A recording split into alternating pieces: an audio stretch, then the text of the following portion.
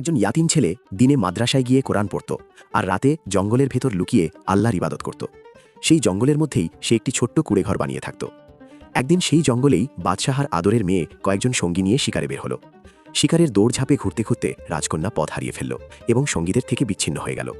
সারা দিন সে সঙ্গীদের খুঁজতে থাকল। খুঁজতে খুঁজতে সন্ধ্যা হয়ে গেল, কিন্তু কাউকেই আর পাওয়া গেল না। হাঁটতে হাঁটতে শেষ পর্যন্ত সে সেই ইয়াতিম ছেলেটির কুড়েঘরের কাছে এসে পৌঁছালো। মনে মনে ভাবল, দরজায় কড়া নাড়ি, ভেতরে যদি কোনো মানুষ থাকে হয়তো একটু সাহায্য পাওয়া যাবে। কয়েক কদম এগিয়ে আবার থেমে গেল। ভাবতে লাগলো, যদি ভেতরে কোনো হিংস্র মানুষ থাকে তাহলে কি করবে। কিন্তু যখন জঙ্গলের ভয়ঙ্কর পশুদের আওয়াজ তার কানে আসতে লাগলো, তখন আর দেরি না করে সে দরজায় কড়া নাড়ল। ভেতর থেকে সেই যুবক বেরিয়ে এলে রাজকন্যা বলল, আমি পথ হারিয়ে ফেলেছি, আজ রাতটা কি আপনার ঘরে থাকতে পারি? এই বন্য পশুদের হাত থেকে বাঁচতে চাই। ছেলেটি তাকে রাত কাটানোর অনুমতি দিল, কিন্তু অজান্তেই সে নিজেকে এক ভয়ঙ্কর পরীক্ষার মধ্যে ফেলে দিল। ঘরটি ছিল খুবই ছোট, একটা ঘরের সমান। সে নিজেও যুবক, রাজকন্যাও যুবতী। পুরো রাত দুজন একসাথে।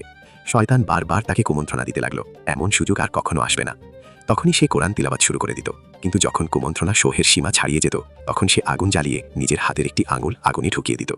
যখন আগুনের জ্বালা সহ্য করা যেত না, তখন সে নিজেকে বলতো, এই দুনিয়ার সামান্য আগুনই যদি আমি সহ্য করতে না পারি, তাহলে এই মেয়ের সাথে গুনাহ করে জাহান্নামের আগুন কিভাবে সহ্য করব।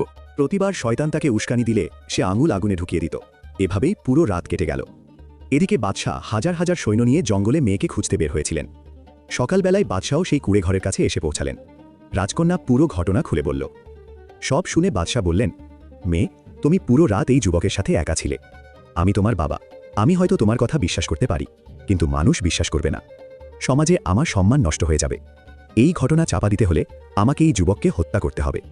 রাজকন্যা কাঁদতে কাঁদতে বলল, বাবা, আপনি আমার উপকারীকে হত্যা করবেন?